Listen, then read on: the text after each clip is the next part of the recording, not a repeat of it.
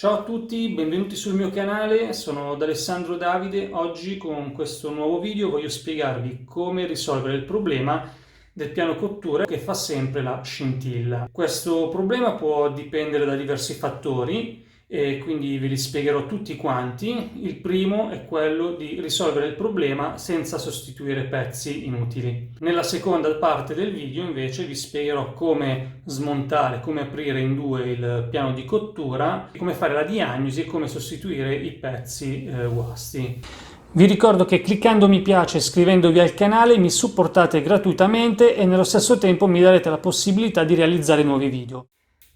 Allora, se ci troviamo in questa situazione, cioè che il piano di cottura continua a fare la scintilla, la prima cosa da fare è quello di togliere le manopole, tirandole. Queste si tirano semplicemente verso l'alto.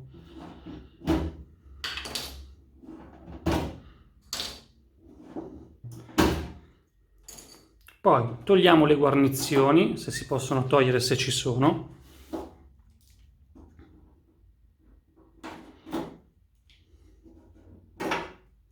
Vi devo spiegare alcune cose prima di iniziare. Qui sotto abbiamo una pulsantiera, detta anche catenaria. Questi sono dei tasti in corrispondenza di ogni rubinetto, ci sono singoli tasti per ogni singolo rubinetto, quindi abbiamo 4 tasti. Questi 4 tasti qui sono collegati in parallelo tra di loro, quindi se io premo questa manopola che va appunto a premere il tasto che è qui, o premo questo, o premo questo, o premo quest'altro, non cambia nulla, lui farà la scintilla sempre in tutti e 4, cioè non è che se io premo questo la scintilla me la deve fare solo qui e questo solo qui, no, che io prema questo, questo, questo, quest'altro, la scintilla me la farà sempre su tutti e 4. Quindi adesso dobbiamo andare a capire il problema in quale di questi tasti è, perché sicuramente c'è uno di questi tasti in corto che rimane sempre chiuso. Allora, per farvi capire meglio ho spostato l'inquadratura. Come potete vedere abbiamo 4 rubinetti e per ogni rubinetto abbiamo un singolo tasto, no? Quindi abbiamo un tasto per ogni rubinetto. Cosa facciamo? Quindi con la spina attaccata, con una pinza, io sto usando una pinza con i becchi ma potete usare una pinza normalissima, andiamo a prendere ogni singolo tasto, uno alla volta, partiamo da questo, e spingiamo giù fino a fine corsa e tiriamo su fino a fine corsa e lo facciamo 3-4 volte. Se non succede niente, no? Passiamo al tasto successivo, quindi lo prendiamo, fate molta attenzione a non spezzarlo perché è di plastica, vedete? Su e giù, niente. Prendiamo quest'altro. Questo già lo vediamo che è un po' più basso degli altri.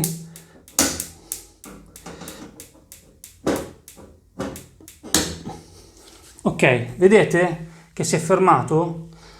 Quindi cosa facciamo? Spingiamo giù e spingiamo su. E si è fermato, quindi la scintilla ha smesso di funzionare e funzionerà solo se premiamo il tastino.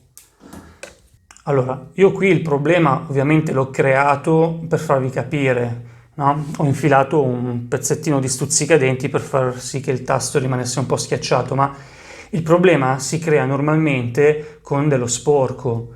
Cioè, quindi quando vi capita una situazione così, la prima cosa da fare è questa, perché molto probabilmente è andato a finire dello sporco all'interno del tastino e questo qui rimane leggermente premuto e vi dà questo problema qui. Voi tirando su e giù il tastino lo liberate dallo sporco, poi una volta che avete individuato qual è il tasto che rimaneva premuto, come in questo caso questo, cosa fate? Lo fate per una ventina di volte, cioè lo sbloccate per bene, in modo da liberarlo per bene. Fatto questo, se il problema non è stato risolto, vuol dire che le cause sono altre. Allora, in questo caso qui può anche essere capitato che mentre stavate cucinando, magari è fuoriuscita dell'acqua dalla pentola ed è andata a bagnare questi interruttori qui e li ha mandati in corto. Oppure, non so, magari mentre lo pulivate con lo spruzzino avete spruzzato sotto le manopole e avete mandato in corto questi interruttori. Allora, in questo caso cosa bisogna fare? Semplice. Staccate la spina, che di solito è o dietro il forno o sotto lo zoccolino della cucina, staccate la spina e la lasciate staccata un paio di giorni. Dopo un paio di giorni andate a reinserirla, se vedete che ancora il problema è rimasto, la ristaccate e aspettate altri 2-3 giorni e così provate per una settimana, massimo 2, esagerando.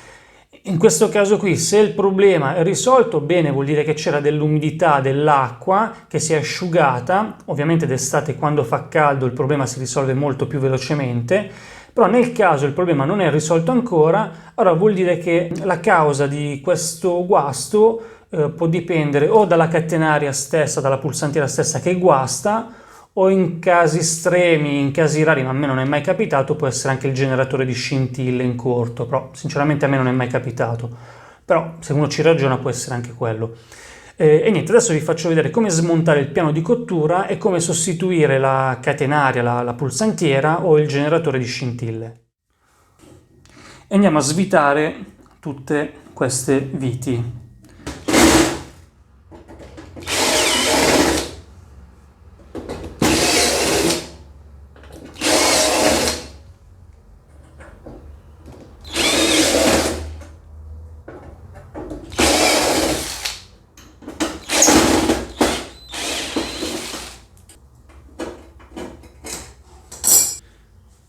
Ok, adesso andiamo a togliere questi tappini qua. In alcuni potrebbero esserci delle viti nascoste sotto, ma sugli ultimi modelli no. Quindi andiamo a togliere questi.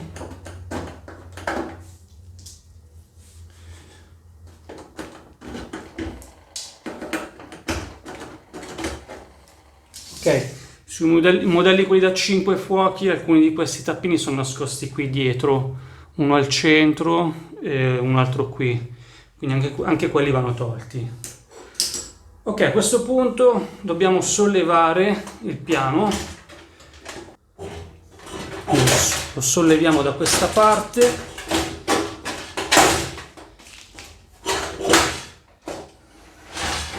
E poi lo sfiliamo da questa. Ok, abbiamo tolto il coperchio. Niente, come vedete, tutte queste macchie qui. Queste sono dipese dal fatto che probabilmente usciva spesso l'acqua dalle pentole quando andava in ebollizione e andava a infiltrarsi dentro. Questo può creare danni alle candelette, alle termocoppie e se poi l'acqua va a finire qui sotto le manopole può danneggiare anche la pulsantiera o catenaria, dipende come vogliamo chiamarla. Ok, questa qui è la pulsantiera. Come vedete è collegata in parallelo. Premendo un qualsiasi tasto andiamo a chiudere il circuito del generatore che poi va ad alimentare le candelette tutte insieme. Allora, in questo caso qui bisogna sostituire questa. Come si sostituisce? Molto semplice. Allora, innanzitutto dobbiamo verificare che effettivamente è questa che guasta ed è molto semplice. Come si fa? Allora, ovviamente la spina deve essere scollegata, quindi andiamo a recuperare i due fili, 1 e 2,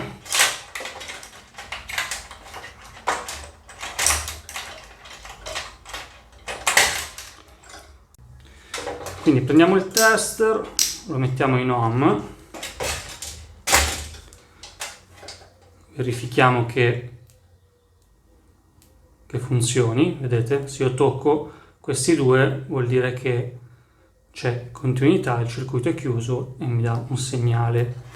Quindi cosa facciamo? Andiamo a prendere i due capicorda qui della pulsantiera, della catenaria, uno lo inseriamo, l'altro non si può inserire, lo appoggiamo così e vediamo che non mi dà nessun segnale, quindi il circuito è aperto. Adesso vado a schiacciare uno dei tasti, ok, questo funziona, questo funziona, bisogna premerli forti e aspettare qualche secondo e questo funziona, quindi la pulsantiera è a posto. Se invece dà dei risultati diversi, quindi è sempre così, il circuito è sempre chiuso anche se non sto toccando niente, allora la pulsantiera è da cambiare.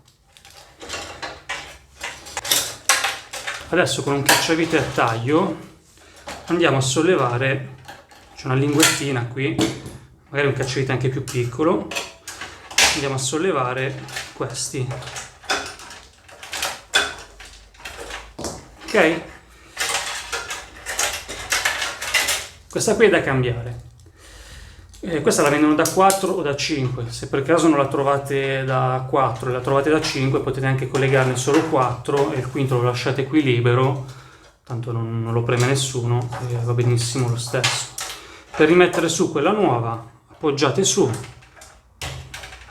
va a incastro, dovete sentire proprio che attacca, che aggancia, ok? E la ricollegate.